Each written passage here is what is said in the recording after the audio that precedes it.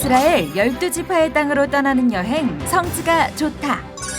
성경 속 살리사 땅이라고 묘사된 에브라임 광야에서 발견한 성읍 터. 바로 광야 지하에서부터 끌어올린 천연 샘물이 있었기에 가능했는데요. 광야의 물맛은 과연 어땠을까요? 그 너머 기도의 장소, 비잔틴 시대의 수도원과 성경 속 예수님이 거하셨던 마을 타이베, 그리고 그곳에서 크리스천의 자긍심을 상징하는 의외의 것을 발견했다고 하는데요. 이스라엘 12지파의 땅 에브라임 광야로 지금 떠나봅니다. 계속해서 에브라임 지파의 땅 동쪽 광야 지역을 이제 갑니다. 에브라임 산지의 동쪽은 광야입니다. 특히 이제 성경에 살리사의 땅으로도 나오는데 엘리야 선지자도 그렇고 또 특히 사울이 왕이 되기 전에 잃은 나귀를 찾기 위해서 이 살리사의 땅을 두루 돌아다녔다는 구절이 있는데 일단 이곳에 샘을 한번 가보도록 하겠습니다. 네, 특히 이제 이번 소개할 곳은 우리가 성지순례를 와도 이 에브라임 지파의 이 동쪽 광야는 좀처럼 가지 않는 곳인데 이 광야의 땅에도 이렇게 비옥한 지역이 있습니다. 그러고 보면 이 고대로부터 성읍이 있었을 것으로 추정이 되는데 이곳이 물이 나오는 곳입니다. 인근에 특히 아랍 베두인들은 물탱크를 이렇게 에브라임 산지 동편 이 광야 지역에 바로 이곳은 지금 보시다시피 골짜기에 비옥한 이 얼마나 비옥합니까? 토지가 있고 지금 이 앞에서부터 쭉 돌아보면 아주 고대로부터 굉장히 큰 사람이 살아온 그러한 유적지가 이렇게 있습니다. 네, 특히 이제 뭐 고고학 발굴을 통해서 아주 고대로 올라가는 무덤이 발견된다든지요. 저렇게 돌을 보면 저 돌의 규모가 작지가 않아요. 굉장히 컸었던 뭐 성읍이었을 것 같아요. 바로 이곳이 이제 이 사무엘상 이 9장 4절에 보면 사울이 왕이 되기 전에 이 기스의 아들이죠. 잃은 나귀를 찾아서 이 일대를 이 지역이 언급이 되는데 사무엘상 9장 4절에 보면 그가 에브라임 산지와 살리사 땅으로 두루 다녀보았으나 찾지 못하고 이게 이제 잃은 나귀 암나귀를 찾아 이 살리사 땅을 이렇게 두루 다녔다는 기록을 보면 바로 이곳이 이 에브라임 산지 동편 광야에 이 굉장히 큰 성읍이 있었던 것을 이렇게 볼 수가 있습니다. 사방을 보면 다 광야입니다. 돌 기둥까지 있는 건물을 구비했었지요. 이 지역에 이제 곧 우리가 가보게 되겠는데 엔사미아라고 하는 이 샘이 굉장히 크고요. 지금도 인근 이 팔레스타인의 라말라 지역 많은 마을들이 이 물을 사용한다고 하니까 정말 이 물은 고대로부터 이 에브라임 지역 동편의 이 삶을 이렇게 살아가게 한 그러한 물의 근원인데, 자 이제 조금 이제 안쪽 물의 근원으로 한번 가 보겠는데요. 이 물을 이용해서 수로로 인근의 농작물을 대단히적으로 경작을 한다든지 또 그러니까 이 광야의 중요한 장소 이 살리사의 땅, 또 이 엘리야 선지자 때도 바알 살리사라고 하는 이름도 있고 또 그 전에 이제 사울이 이곳에서 살리사 땅을 두루 다니면서 잃은 나귀를 찾았다는 것이 바로 이 물입니다. 지금도 엄청난 물을 이렇게 끌어올리네요. 야, 마침 이제 Thank you. 작업을 하고 This 있는 water 분을 from down, 만났는데 up, 세상에 and go where? 5, 6 villages. People Palestine, 20%. 75 of Israel. 이 지역의 많은 물을 이제 25%는 팔레스타인 마을들이 쓰고 75%는 이제 유대인들이 쓴다는 그런 얘기죠. 자, 보시죠. 이게 물을 이렇게 퍼올린 물을 보는데 불맛이 정말 이게 지하 600m의 광야에서 끌어올린 물을 이 광야에 나는 물이라 굉장히 시원하고 everyone. China. 코리아 네, Welcome. Korea. 지하 세상에 아니 어떻게 이렇게 광야의 600m 에서. 물이 맛있고 이 살리사의 땅 이 물을 마신다고 합니다. 참 이 성경의 이 성지가 광야가 네 얘기합니다. 이게 총 6개 중에 세 번째 물 뿌리는 것인데 이것만 해도 We have six. 예, 총 6개의 푸프가 있는데 그 중에 세 번째 The same six. 6개. 이거야말로 오늘날 팔레스타인의 젖줄이네요. 사실 성지순례로 오면 이런 물도 좀 마셔보고 해야 파이프로 이 살리사의 물, 즉 엔사미아, 이 사미아 샘의 물을 이제 라말라 높은 지역으로. 예스. 이게 지상의 파이프고 Let's get. 언더그라운드. Hold it down. Yeah. 또 하나 보여주신다 그래서 이 가봤는데 바닥에 이러한 이런 거를 거죠. 이건 이제 지하용 구멍이 뻥뻥 뚫려 있는데 지금 이 지하 600m까지 세상에. 깊이 박았답니다. 네, 지하 600m까지 내려 보내면 요 구멍으로 이제 물이 숨에서 들어오면 그 물을 퍼 올려서 이제 오늘날 이 팔레스타인과 또 이스라엘 지역이 물을 공급해 준다고 하니까 이러한 것들이 이제 6개가 있는데 매 시간 엄청난 물을 퍼올리고 이곳에 퍼올린 물을 지금도 이곳에 이제 양과 또 낙타와 염소들이 인근에 이렇게 치는 이 베두인들에게 있고요. 그 다음에 이 물을 활용해서 고대인들이 살았다가는 인근 옛 마을로 한번 가보는데 이제 고고학 유적지인 것이죠. 이 로마 시대 때뿐만 아니라 그 이후에도 이전에도 요것이 이제 이 물들을 이렇게 수로로 수평을 유지하면서 끌어가던 시설이 이렇게 있고요. 그리고 보면 이 지역은 이미 이 물로 인해서 지금까지도 요거죠. 요것이 이제 이렇게 수로를 만들어서 이게 물을 끌어가고 이쪽에서 나는 물을 저쪽으로 가져가기 위해서 이렇게 수로를 만들었어요. 수로. 요 물을 끌어다가 이 또 낙차를 이용해서 물레방아를 물을 수평을 만들기도 했어요. 유지하기 위해서 이 거대한 다리를 이렇게 놓았어요. 수로가 연결되었고 골짜기로 흘러가는 물을 그렇죠. 이렇게 아치로 다리를 만들어 놓고 쭉 뻗어서 이제 물을 저쪽으로 가져간 거죠.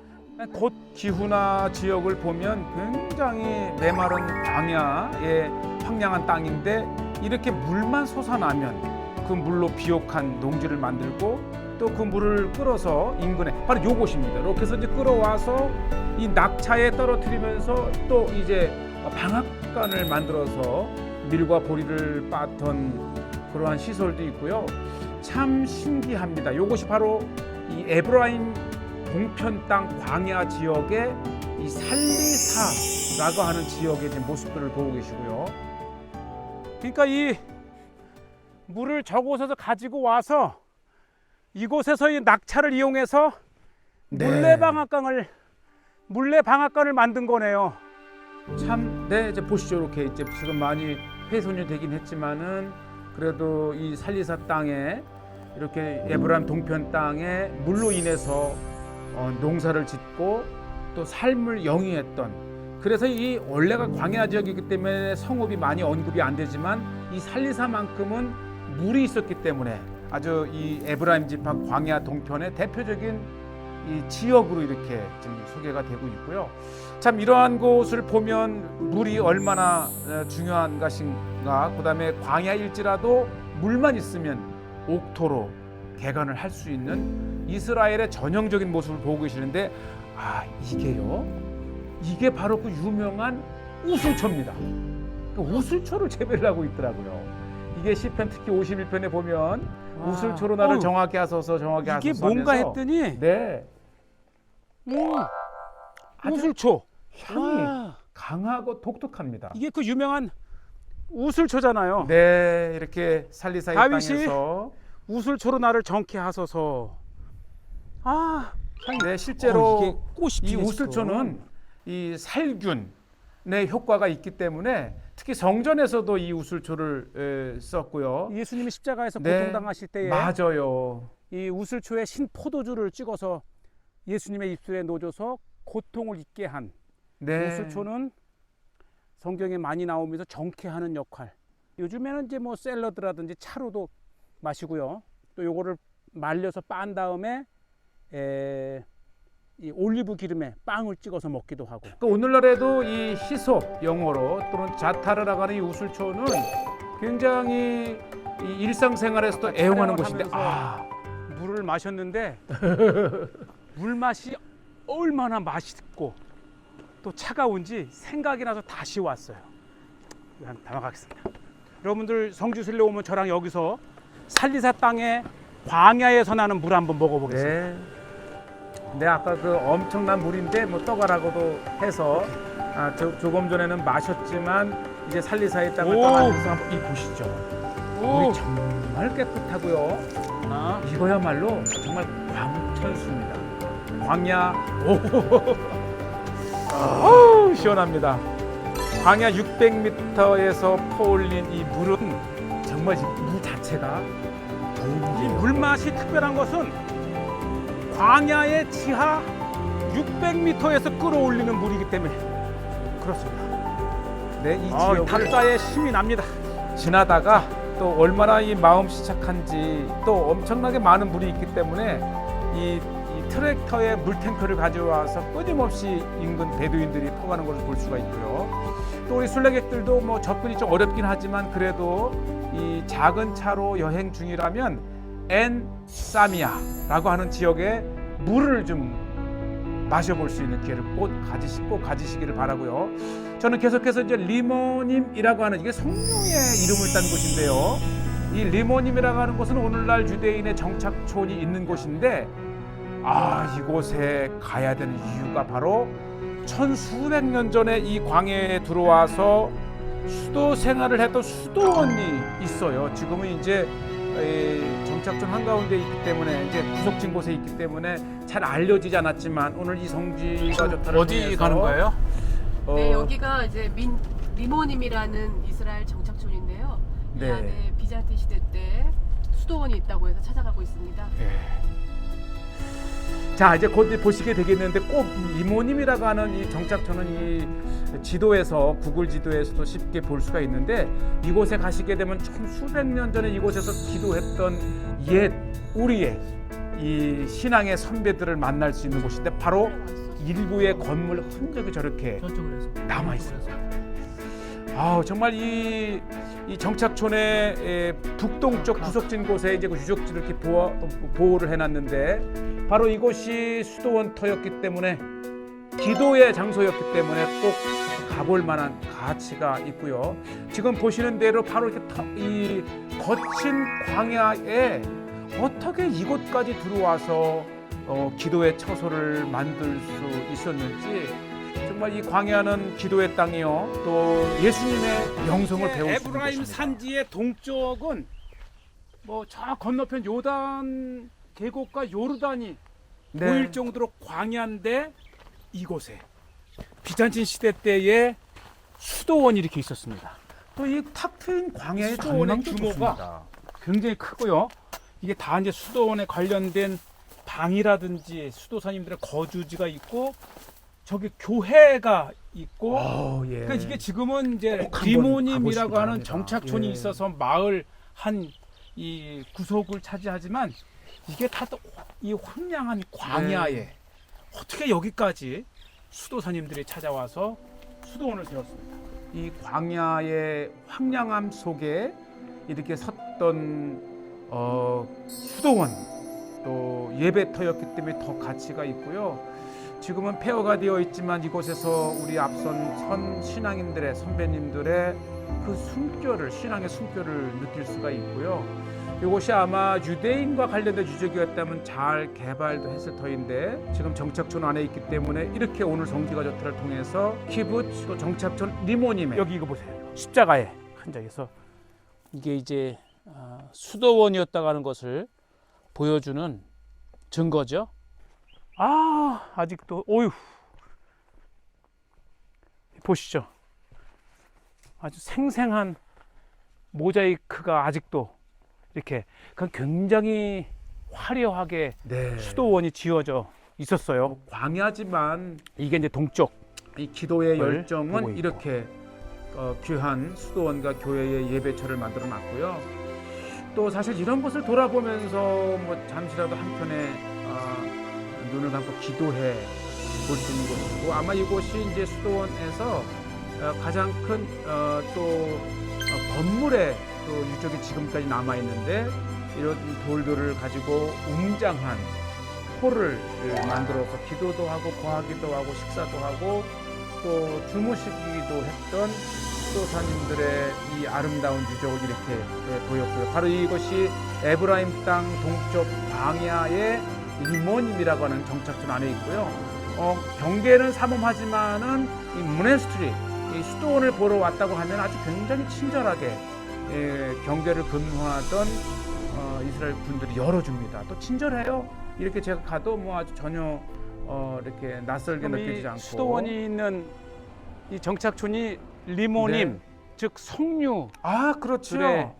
성류의 이름인데, 예, 성류. 예. 이 가나안 7대 소산물이면서 유대인들에게 종교적으로나 굉장히 중요한 상징적 식물이 성류죠. 아주 그 성류를 예술화해서 다양한 그림과 손바닥과 이 사람들의 그 흔적을 새겨 놓은 곳인데, 이것도 한번 볼 만한 것이고. 자, 이렇게 해서 저는 이제 에브라임의 동쪽 광야 수도원을 보고, 또 이 리모님이라고 하는 유대인 정착촌인데, 바로 저 정면 네. 언덕 위가 에브라임이라는 이 동네입니다. 그래서 성경에 한 겨울에 예수님이 이 에브라임이라는 광야로 나가셔서 한적한 에브라임이라고 하는 동네에 거하셨다라는 그 구절의 장소로 그럼요. 가보겠습니다. 요한복음에 예수님께서 한 겨울에 이제 예루살렘을 떠나서 한 동네에 들어와 사셨다고 하는 그 에브라임이라고 하는 그 역사적인 현장입니다. 자, 동네를 들어와서 이렇게 반갑게 십자가가 있는 유적지가 있고, 또 그렇지 않아도 이 지역, 이 에브라임 타이베라고 하는 현대 마을은 기독교인 아랍인이 사는 곳으로 또 유명합니다. 이 오늘날 타이베라고 하는 이 아랍 마을은 기독교인 마을로 유명하고요. 특히 이 타이베는 이렇게 예수님 시대 때에 에브라임이라고 그렇죠. 하는 이름을 가진 마을이에요. 이곳에 예수님이 한 겨울을 나기 위해서 이 사셨다라고 하는 기념비적인 교회가 이렇게 세워져 있습니다. 비잔틴 그렇죠. 로마 시대 때에 이미 이렇게 교회가 세워졌다고 하는 증거들입니다. 여기 이거 아니, 이 교회의 규모를 봐서 정말 에브라임이라는 동네의 예. 역사적인 예수님의 기념 교회고요. 굉장히 큰 이거 보시죠, 이렇게.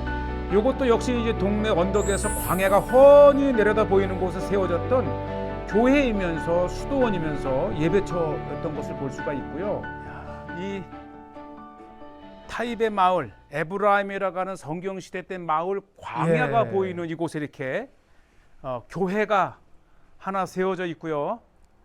특히 이곳은 지금 제 앞에 보이는 저기 저 안테나 예, 바알 하솔산 보이는 산이 바알 하솔산인데 사무엘하 13장 23절에 보면 이 에브라임 곁 바알 하솔에서 이제 압살롬이 양털 깎는 날 이 암논을 죽이는데, 이 반대로 저 바알 하솔산 곁 에브라임, 이게 이제 에브라임이란 동네고, 오늘의 중요한 것은 요한복음 11장 54절에 보면 예수님께서 다시 유대인 가운데로 드러나게 다니지 아니하시고 거기를 떠나 빈들 가까운 곳인 에브라임이라는 동네에 가서 제자들과 함께 거기 머무시니라. 아멘. 그러니까 예수님이 이 겨울에 제자들과 함께 이 에브라임이라고 하는 동네에 머무셨다고 하는 것이고, 네.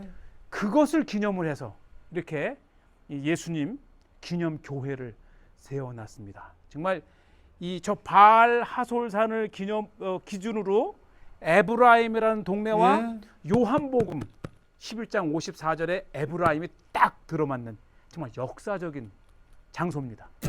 그러니까 에브라임 땅의 동편이 광야 지역이지만 벌써 두 번째 우리가 이제 수도원을 보았고요.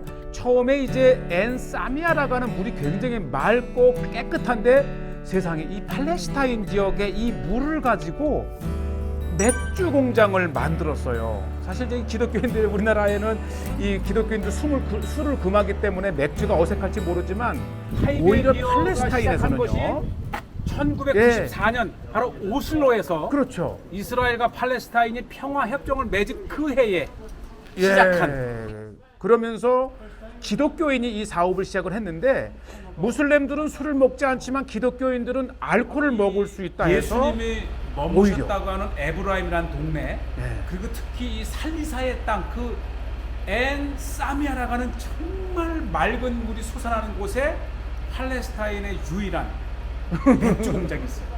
아 성지가 좋다 해서 왜 또 맥주 공장을 소개하냐 하는데 이게 중요한 건 뭐냐면 기독교인들은 자신들이 무슬림과 차별화된 기독교인이라는 걸 보기 위해서 맥주와 I've been here for the past 26 years, since 1994. After the Oslo Agreement, I came back. I was in Boston, Massachusetts. 네. And I came back to Palestine to Yes. make the first Palestinian beer company. Yes, And I'm proud what I did. 네. The amount of alcohol yes. been consumed by the 1% Christians. 예. 기독교인들이 So 마신다. that means everybody likes Taipei beer. 예, 타입의 맥주. 이분이 이제 600년 또 400년 역사를 거슬러 올라가는 팔레스타인의 India Pale 귀한 Ale. 기독교인 가정이에요. So this is a famous 그리고 beer. 나는 무슬림이 아니다라는 걸 보이기 위해서 All over the 일부러 world. 이렇게 더 이 알코올, 이제 맥주나 이게 예수님의 포도주를 동네 마십니다. 에브라임에서 이 무슬림들은 알코올을 안 마시지만 상대적으로 내가 기독교인이라는 것을 보이기 위해서 팔레스타인 기독교인들은 마십니다. 예. 이 타이베라는 것이 이 에브라임의 동네의 현재 이름이고 예. 바로 예수님이 거하셨던 동네의 이름을 딴 예. 타이베비입니다. 우리가 조금 전에 봤던 엔사미아 그 살리사의 샘의 물이 결국은 여기까지 와서 이 통에 It's a natural water, spring water, and it's a very good water. And some 그렇죠. 이 살리사 땅에 600m 지하에서 끌어올린 광천수로 그것을 또 이제 브랜드화해서 그러니까 이게 이 에브라임의 산지 동쪽 광야에 나오는 샘물, 깨끗한 샘의 물과 팔레스타인에서 재배한 보리, 네. 그리고 이 팔레스타인 땅 예수님의 이 찾으셨던 에브라임에서 타이베라는 이름으로 네. 생산되고 있다는 것이 또 기독교인들이 관심을 가져야 될. 그렇죠. 예. 우리 한국은 술을 금하지만 또 문화가 다른 이곳에서는 오히려 이 술이 자신들이 기독교임을 이 무슬림들에게 보이는 그러한 상징적 음료이기도 하고요. 자, 이곳 마을에 역시 이제 에브라임이라는 동네를 기념해서 이렇게 마을 한가운데에 예수님의 이 동상을 마을이 확실한 것은 세워 놓을 수 있다는 거예요. 요한복음 11장 54절에 예수님이 찾았던 에브라임이라고 하는 동네 가운데에 세워진 동상입니다. 얼마나 자랑스럽습니까? 90% 이상이 무슬림인 이 팔레스타인 땅에 내 자신이 기독교인이라는 것을 보이면서 이곳 마을을 기독교인의 마을로 그렇게 되어 있고 요한복음 11장 54절에 있는 말씀으로 예수님께서 이 에브라임이라는 동네에 오셔서 거하셨다라고 하는 그러한 자부심을 가진 마을이고요. 지금 보시는 대로 곳곳에 이제 기독교인의 상징인 교회에 십자가의 상징이 있다고 하는 거예요. 대신 이제 모스크는 좀처럼 찾아보기 힘든. 그러면서 이 에브라임 타이베라고 하는 땅 저 뒤쪽 바알 하솔산을 배경으로 한 이 바알 광야 지역을 이렇게